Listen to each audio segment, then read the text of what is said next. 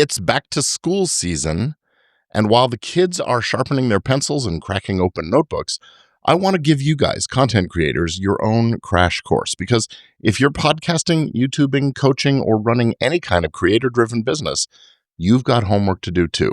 And it starts with what I call the 4 R's of the creator economy: rights, relationships, risks, and revenue. Miss out on any one of these, and you are setting yourself up for confusion, disputes, maybe even lawsuits. But nail all 4, and you'll be running a business that's protected, profitable, and built to last.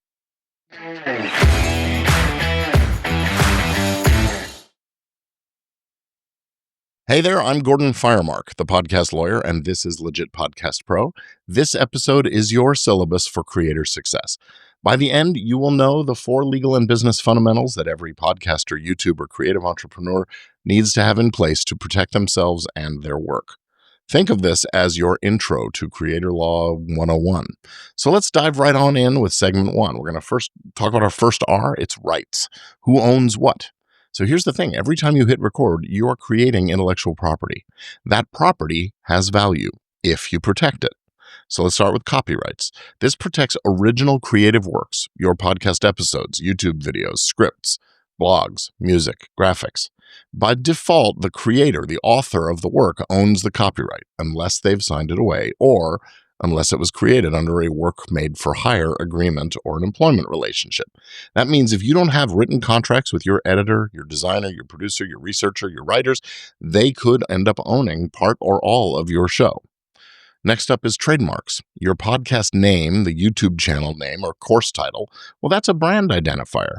Protecting it with a trademark means no one else can swoop in, register it, and block you from using the name that you've built a reputation on. Remember, trademark rights come from first use, not just registration. But if someone comes along and registers first, you could find yourself in a costly legal battle to regain what you thought you owned already.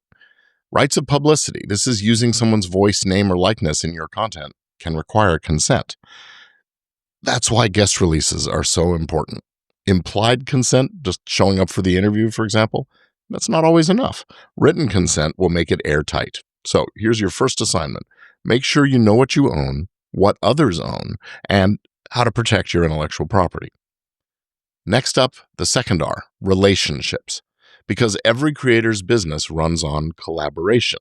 You've got co-hosts, editors, producers, sponsors, guests, and every one of those relationships needs a clear written agreement. Co-host, what happens if one of you leaves? Who owns the back catalog? Can the other one continue the show? Who gets access to the RSS feed and the websites and social media accounts? What about producers and editors? Is their work a work for hire? Do you actually own the final work product, or do they?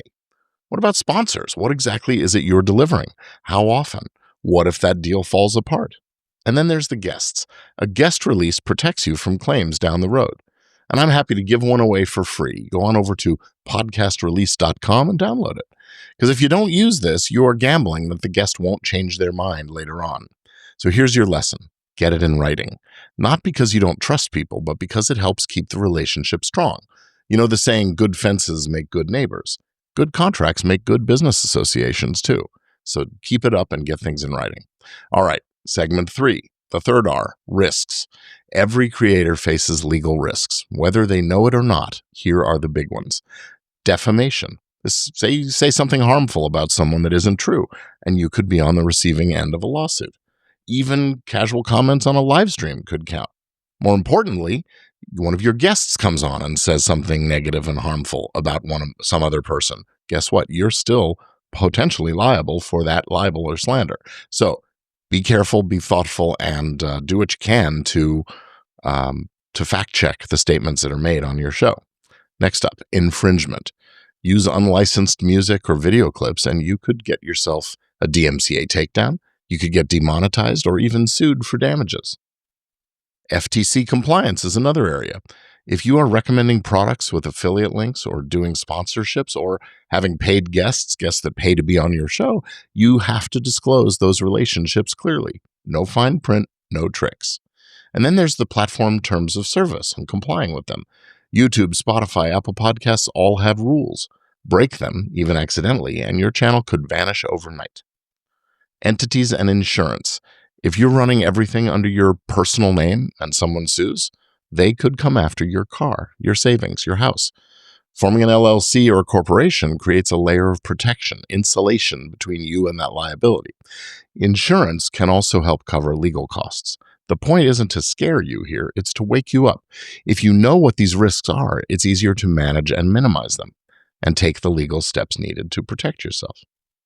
The fourth R is revenue. At the end of the day, your creative work is also your business, and your legal foundation has to support your income. Most creators default to ads and sponsors, but unless you've got huge numbers in your audience, it's really not that easy to sustain. So here are a few other options to think about. Sponsorships and brand partnerships. This is not your generic advertising, but a curated partnership that fits your audience, with host-read baked-in ads especially. Courses, coaching, and memberships. High-value offers that are built around your expertise and draw in your audience to become your customers. Then there's merchandise, where you sell physical products tied to your community's identity or your show's identity. And there's licensing and syndication, where you sell rights to distribute your content in other places, like on television or radio. Affiliate marketing, promoting products and services that you trust. Again, give disclosures. The thing is, all of these revenue streams require contracts, intellectual property rights, and often equity structures to handle money properly. If you've got the other three R's, rights, relationships, and risks, under control, revenue becomes much easier and much safer to grow. So, let's review today's syllabus. Rights, protect your content and your brand. Relationships, get your agreements in writing. Risks, know them, manage them, reduce them. Revenue, monetize in ways that fit your goals and protect the income. That's the foundation of a profitable, protected creator business. So, your homework for this week, take action on at least one of these R's right now.